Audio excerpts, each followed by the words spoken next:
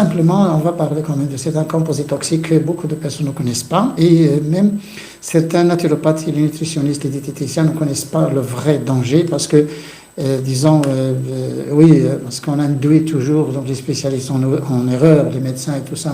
On les induit en erreur par les expérimentations, par les expériences de labo. Par chaque fois qu'on parle de quelque chose, est-ce que vous avez de la recherche dedans? Est-ce que c'est documenté? Est-ce que vous avez un article et tout ça? Mais ça, attention, c'est ça le problème. C'est que ils font du mal, mais quand on répond, ils nous demandent la preuve. Mais il faut demander la preuve à celui qui fait du mal. Allez demander la preuve à celui quand même qui vend des aliments qui contiennent de l'acrylamide, qui vend des aliments qui contiennent des pesticides, qui vend des aliments qui contiennent beaucoup de substances, des additifs alimentaires. Et c'est pas venir nous demander à nous. Bon, je sais bien qu'il y a même une recherche qui est interdite. La recherche sur les OGM, aucun chercheur n'ose maintenant faire de la recherche dans son labo parce qu'il n'est pas financé par les gouvernements. Il est financé par les grandes sociétés, mais vous pouvez faire de la recherche dans le sens de prouver aux gens que les OGM ne sont pas dangereux. Voilà. Mais il y a des chercheurs qui ont fait des fuites, qui ont fait de la recherche comme ça, disons, pour contrarier, pas pour contrarier, mais c'est des chercheurs. Vous avez déjà entendu parler donc des vacarmes qui a fait donc l'expérimentation sur les rats, sur le maïs, vous voyez, le cancer sur le rat en France. Donc vous avez des gens, je pense qu'il y a des personnes donc, qui ont quand même vécu ça. Il y a même un grand chercheur donc, de l'INSERM en France là, qui avait des problèmes dans les années 90 à cause du sel, tout simplement. Et cette personne n'a rien dit. Il a dit qu'il faut diminuer le sel pour les enfants. Parce que tous les aliments pour les enfants, ça contient trop de sel. Bon, c'est soit le monosodium glutamate, soit du nacelle. Bon, cette personne-là, il est de l'INSERM. C'est ma génération, je connais bien, c'est une brave personne. Il a dit qu'il faut diminuer le sel, et puis on a fait un grand pôle là, le tribunal, pour qu'on l'a attaqué, tout ça. Et finalement, il était trop calme, parce que c'est un vrai chercheur, il faut être calme quand même. Il était trop calme, mais même au tribunal, après les débats et tout ça, il a dit, pour moi, ce qui m'intéresse, ce n'est pas la prison, ce n'est pas me tuer, pas du tout. Ce qui m'intéresse, c'est diminuer le sel pour les enfants. Qu'il a maintenu donc son hypothèse. C'est un chercheur, mais je ne sais pas pourquoi ils se sont allés pour l'attaquer dans un tribunal. Vous ne pouvez pas attaquer un spécialiste quand même. Bon, il a toujours de la preuve. Bon, il est scientifique, il ne peut pas donc il ne peut pas reculer si c'est vrai. C'est ça le problème, c'est que pourquoi on induit les médecins en erreur, parce qu'on dit à chaque fois est-ce que cette substance, donc ce composé, provoque le cancer chez le rat. Et ils disent chez l'homme non, on n'est pas sûr. Et oui, c'est là le jeu, et oui, c'est là la catastrophe, là, parce qu'ils savent bien manier les choses, et c'est une tactique là, pour faire peur aux médecins. Vous savez bien, messieurs les médecins, qu'un composé ou une substance qui provoque le cancer chez le rat, il le provoque 50 fois plus chez l'homme. Pourquoi? Parce que le rat n'est pas polyphagique, vous le connaissez bien, vous êtes des médecins. Le rat n'est pas polyphagique et l'homme est polyphagique. Ça veut dire que le rat n'absorbe pas bien les substances toxiques, mais l'homme absorbe toutes les substances toxiques. Voilà la réalité scientifique, mais qu'on n'ose pas dire. Si une substance provoque le cancer chez le rat, ça veut dire qu'il le provoque 500 fois plus chez l'homme, à cause de cette polyphagie, parce que l'homme, il absorbe directement. Donc là, à ne pas quand même induire les gens, nous sommes des grands scientifiques, nous sommes des grands chercheurs dans le domaine. Et là, on connaît bien la réalité, on connaît bien aussi la politique utilisée donc, dans ces phénomènes, et surtout la politique scientifique. C'est une politique foutue, parce qu'on induit tout en erreur. Même les publicités maintenant, c'est des publicités qui sont très agressives, et on n'ose pas dire grand-chose. C'est des publicités mensongères et des publicités très agressives, surtout vis-à-vis de l'enfant. Parce que l'enfant, quand il voit un chocolat ou un gâteau, je ne sais pas quoi, il va pleurer quand même, il le veut. Et là, attention. Il faut quand même respecter un peu donc, la société avec toute sa stratification, avec toutes les classes. Les vieux, les femmes, et puis les musulmans, les non-musulmans, les juifs, les chrétiens, puis les athées, tout ça, les enfants, les vieux, les grands. Il faut respecter donc, la société parce que c'est un mélange. Et notre Dieu nous a créés pour vivre tous. Et c'est ça le fort de la vie. On ne peut pas vivre comme ça, isolé dans une montagne, et puis on prie Dieu jusqu'à... On ne veut pas, c'est une société, il faut vivre quand même. Il y a du bon et du mauvais, mais il faut vivre quand même. Il faut qu'on arrive à surpasser donc, tous les problèmes qui, d'ailleurs, nous repoussent au moins. Bon, l'acrylamide, c'est une molécule qui a été confirmée cancérigène sur le rat.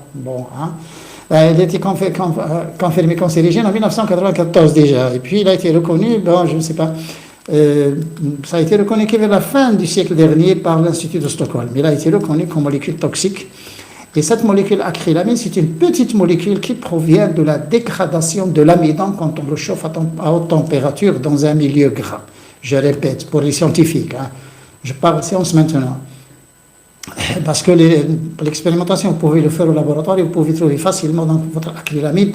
Si vous avez donc une fragmentation par spectre de masse, vous pouvez très facilement analyser tous les aliments, vous pouvez analyser l'air. Donc c'est lorsqu'on chauffe l'amidon, hein, l'amidon c'est un polyol, c'est un sucre, c'est un carbohydrate, c'est un polyoloside, c'est-à-dire il y a plusieurs molécules de glucose hein, qui sont rattachées comme un chapelet, mais c'est une grosse molécule, attention, l'amidon. Hein. Et cet amidon, quand il est chauffé dans un milieu gras, c'est-à-dire dans l'huile, ça s'appelle friture, mais moi je parle science, et quand on chauffe donc l'amidon à haute température dans un milieu gras, oui, mais à haute température, ça doit être un milieu gras, parce que l'eau, c'est 100 degrés. La température d'ébullition de l'eau, c'est 100 degrés. Bon, quand on fait une soupe d'orge, bon, il n'y a rien de grave. Mais quand on chauffe dans l'huile, vous savez bien que l'huile, la température peut atteindre 350 degrés. Oui. La plupart des gens qui font des frites, que ce soit en Europe ou en Asie ou en Afrique ou en Amérique, donc partout dans le monde, parce qu'on a fait des inférences et on a même fait des enquêtes, c'est entre 250 degrés et 300 degrés. Et vous savez bien que c'est une température qui donne à 100% donc de l'acrylamide. L'amidon chauffé à 250 degrés, déjà à partir de 130 degrés, il se forme. Voilà. Donc si on chauffe à 250, c'est catastrophique. Hein. Donc il provient de l'amidon quand on chauffe très fort. C'est une petite molécule. Hein. C'est un 3 carbone. Hein. C'est un CH2, un CH et un CNH2CO. C'est 3 carbones. CH2, CH, CNO, fonction cétone, NH2. Un carbone qui porte CO, NH2. Et oui, c'est une molécule quand même bizarre. Parce que c'est une molécule cétonique et aldéhydique en même temps. Parce que c'est une fonction cétone, mais c'est une fonction aldéhyde cachée parce qu'il y a un hydrogène. Et en même temps, une amine. NH2, c'est une amine. Et c'est une molécule, attention, c'est une molécule chimiquement, une molécule active, c'est une molécule très dangereuse. Pourquoi? Parce que les médecins, ils ont déjà étudié à la fac de médecine que les 3 fonctions toxiques, il n'y en a pas 3, il y en a beaucoup, mais les 3 connues, hein, les 3 fonctions chimiques toxiques, quand on dit fonctions, c'est NH2, CO, CH2, etc. C'est la fonction aldéhydique, c'est un CHO, carbone, hydrogène O, avec une double liaison, et c'est la liaison cétonique, c'est un radical carbone au milieu, il y a un CO, c'est une fonction cétone, et la fonction amide, c'est 3 liaisons carbone-azote. Carbone-azote, c'est un C, 3 liaisons N, et puis il y a autre chose, bon, bien sûr. Donc les 3 fonctions qu'on connaît nous comme fonctions toxiques sont les fonctions aldéhyde, la fonction cétone, la fonction amide, plus la fonction alcoolique, donc ils sont 4. Il y en a autre chose, il y a d'autres, bon, mais la fonction alcoolique, attention, la fonction alcoolique, OH, hein, CHOH, donc, est une fonction toxique. La fonction alcoolique est une fonction toxique et surtout éthanolique. Et la fonction cétonaldéhyde et la fonction amide, ça c'est des fonctions toxiques. Mais cette fonction, attention, elle dépasse les 4. Pourquoi? Parce que c'est un carbone qui porte en même temps un CO et un H2. Et nous, en toxicologie, on connaît bien les carbones qui portent les fonctions toxiques. Donc, quand vous avez un CO, cétone et un NH2, en même temps, c'est une molécule toxique. Bon, qu'est-ce qu'il fait? Il fait le cancer, il fait ça et ça, on s'en fout. Mais pour nous, c'est une fonction toxique. Rien qu'en regardant donc la structure chimique donc, de la molécule. Et là, cette acrylamide n'existe pas dans la nature, mais il provient du mode de cuisson. C'est pourquoi d'ailleurs j'interdis donc la cuisson moderne. Le mode de cuisson, parce que les femmes, elles aiment beaucoup les frites. Bon, chaque soir, quand les gens se promènent dans les rues, les vont porter une cornée donc de frites. Et oui, hamburger, frites et puis pain blanc avec une bière pour les non-musulmans ou une boisson gazeuse pour les musulmans. Ça, c'est un régime tête sur 2 tibias. Faites ce que vous voulez. Hein. C'est tête sur 2 tibias. C'est dangereux. Bien. Alors, la fonction acrylamide, qui n'a été découverte comme dans les années 90 du siècle dernier, et n'a été reconnue, n'a été analysée par l'Institut de Stockholm que vers la fin donc, du siècle dernier. Donc, vous voyez, hein, c'est nouveau. On est maintenant à quelques 25 ans donc, de la découverte de cette molécule, alors qu'il avait fait beaucoup de dégâts, surtout les enfants qui aiment beaucoup. Bon, la première source, donc là, c'est que lorsque j'ai dit amidon chauffé, vous comprenez que c'est les frites et les chips. Les frites et les chips. Les beignets, un peu. Les beignets aussi. Pourquoi? Parce que c'est la farine, hein, c'est de l'amidon. Là, la pomme de terre, il y a de l'amidon. Donc, la pomme de terre, donc, se forme frites et chips. Là, il y a de l'acrylamide et c'est la première source de l'acrylamide. Bon, il y a d'autres traces d'acrylamide dans les biscuits, dans les pains grillés. Les pains grillés, attention. Hein. On a même accusé les sucres dans le café et sucre. Donc, là, un café préparé avec des graines, avec tout ça, mais ce n'est pas tellement une teneur terrible. Mais surtout, donc, les frites et les chips et les beignets. Bon, pourquoi? Parce que les beignets, c'est de l'amidon, c'est de l'amidon du blé. Bon, quand on fait cuire ces beignets dans l'huile, là, qui bout, hein, c'est de l'ébullition, c'est 250 degrés. Donc, c'est de la crème. Bon, les beignets ne sont pas connus en Europe, pas tellement. Bon, oui, il y a des beignets. Mais nous, attention, nous, il y a des gens qui en mangent beaucoup, hein, qui en mangent même un demi-kilo. Donc, ça existe encore dans les campagnes, et surtout, bon, on la mange au moins une fois par semaine, le jour du souk. Hein, parce que, hein, vous savez, les marchés dans la campagne, là, c'est le souk, là, les gens, quand ils se rendent là, ils prennent tout ça, ils mangent tous des beignets. Sinon, on a tous ces beignets dans certaines villes, encore on a des beignets, surtout le soir. Hein, le matin, de bonne heure le matin, sinon le soir. Maintenant, c'est le soir. Avant, c'était le matin, maintenant, c'est le soir. L'acrylamide, première chose qui fait, c'est une molécule cancérigène, il a été confirmé cancérigène, oui, ça c'est sûr. Et il est cancérigène chez l'enfant. Pourquoi? Parce que c'est l'enfant qui mange ces produits et l'enfant a un poids de 20 kg, 25 kg, 30 kg, donc il n'a pas besoin d'une grande quantité pour induire, pour sortir un cancer. Un adulte qui pèse 70-80 kg a besoin d'une grande concentration pour qu'il puisse quand même sortir un cancer. Mais un enfant, non. Un enfant de 15 kg, 20 kg, 25 kg, quand il mange trop de chips et trop de frites, il y a forte probabilité, donc il y a forte chance pour qu'il, avec les autres, avec les additifs, avec les peroxydes, avec les trucs là que ça, les enfants maintenant ont des cancers. Attention, il y a beaucoup d'enfants qui sont cancéreux. Il y a lymphomie, cancer du sang, c'est le numéro 1. Il y a maintenant aussi, on a commencé à identifier, malheureusement, c'est un type de cancer qui était trop rare, qui était sporadique, trop rare, c'est le cancer des testicules, et maintenant chez l'enfant, oui, maintenant le nombre augmente. Et on a aussi donc, chez l'enfant le cancer du cerveau. Le cancer du cerveau, il y a beaucoup d'enfants qui ont un problème avec le cerveau. Donc, pratiquement les deux, un cancer de sang, cancer de cerveau chez l'enfant, c'est les plus connus. Sinon, on a l'estomac et on a aussi les autres choses.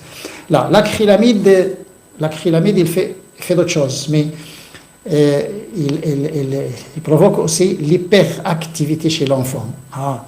Tout le monde maintenant, il se plaint, hein, les enfants maintenant, ils ne peuvent plus s'asseoir, ils ne peuvent plus garder donc la place pendant 30 secondes. Et qu'en est-il là dans les écoles primaires que font les instituteurs et les institutrices, et ils souffrent avec les enfants, croyez-moi, de par le monde.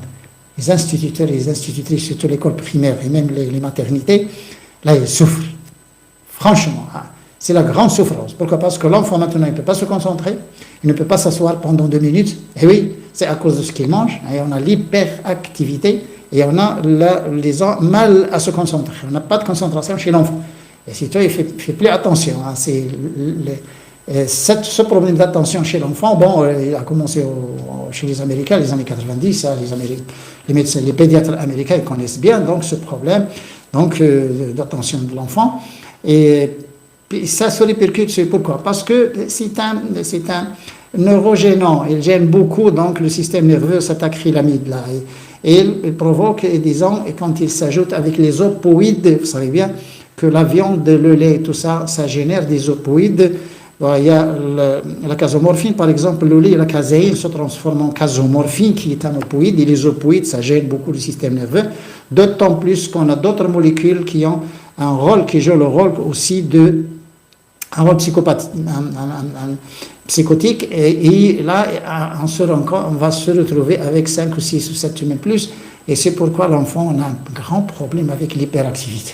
Bon, aujourd'hui, j'ai parlé acrylamide, mais demain, Inch'Allah, je vais parler de l'hyperactivité. À ce moment-là, on parlera plus acrylamide, plus autre chose. Il y en a 3, d'ailleurs pas l'acrylamide. Il y en a 3, donc qui induisent donc l'hyperactivité chez l'enfant. Si les mamans peuvent éviter ces 3 à leurs enfants, ils n'auront aucun problème. Et en les remplaçant par des choses qui calment l'enfant, là, ça va être merveilleux. Ça, c'est les conseils. C'est des choses qui sont pratiques et dans les choses donc, qui tirent quand même bénéfice. Il faut que vous sortiez avec des idées. Ce n'est pas écouter quelqu'un comme ça bavarder pendant une demi-heure et puis rien. Là, l'acrylamide, fait très attention. Là, moi, disons, je donne des informations. Mais quand ça va, ce que je dis est documenté, allez sur Google, vous allez trouver des catastrophes. Mais, disons, pour bien lier les choses, aujourd'hui, on a parlé acrylamide, c'est une molécule toxique. Et demain, on verra bien ce qu'il fait avec d'autres. Il va s'associer avec d'autres pour induire une hyperactivité chez l'enfant. Bon, et les mamans vont comprendre, les instituteurs, les institutrices, les médecins aussi vont bien comprendre pourquoi les enfants ils ont une hyperactivité. Chaque maladie, chaque anomalie a des causes, pas uniquement une cause, a des causes. Si vous ne connaissez pas les causes, vous ne pouvez pas traiter la maladie. Et là, c'est tout ce que j'ai à dire. Si vous ignorez les causes, vous ne pouvez jamais traiter la maladie, vous ne pouvez jamais guérir la maladie. Pourquoi? Parce que vous donnez un traitement, une thérapie, mais les causes, ils sont toujours là. Comment voulez-vous arrêter cette maladie alors que les causes, ils sont là? Et c'est ça le fort d'ailleurs de la naturopathie et encore de la nutrithérapie. La nutrithérapie arrête les causes d'abord et renforce le système immunitaire. Voilà, deux grands principes. J'ai déjà parlé de ça, vous trouvez des vidéos donc, sur la chaîne. J'ai parlé de nutrithérapie, les grands principes donc, de la nutrithérapie. Voilà, donc demain, Inch'Allah, on va parler de cette hyperactivité chez l'enfant. Il faut quand même qu'on aide les mamans, parce que moi aussi, j'ai des petits-fils et petites-filles. Bon, mes fils maintenant, ils sont grands, mais je suis grand-père. Mais maintenant, c'est avec la deuxième génération, c'est avec les petits-fils et les petits-fils. On a heureusement que mes petits-fils, donc, ils sont calmes, ils sont bien.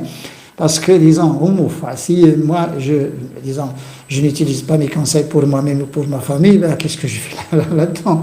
Ça ne sert à rien, d'ailleurs, de donner conseils aux gens, alors que, non, en disant, on ne fait rien. Et ça, c'est grave. Ça, c'est grave. Pourquoi? Parce que c'est de l'hypocrisie. Je recommande aux gens de ne pas manger de la viande et je mange de la viande. Non. Et puis, je recommande aux gens de ne pas manger du pain blanc et je me retrouve avec du pain blanc sur ma table. Non, jamais. Et oui, c'est ça, il faut quand même, donner des conseils, informer les gens avec un cœur d'abord, pas la bouche, mais surtout le cœur. Voilà. Et là, les gens, malheureusement, ne communiquent pas avec leur cœur, ils communiquent avec leur bouche. Et ça devient dans notre époque quand même grave. Avant, les gens communiquaient avec le cœur. Au revoir tout le monde.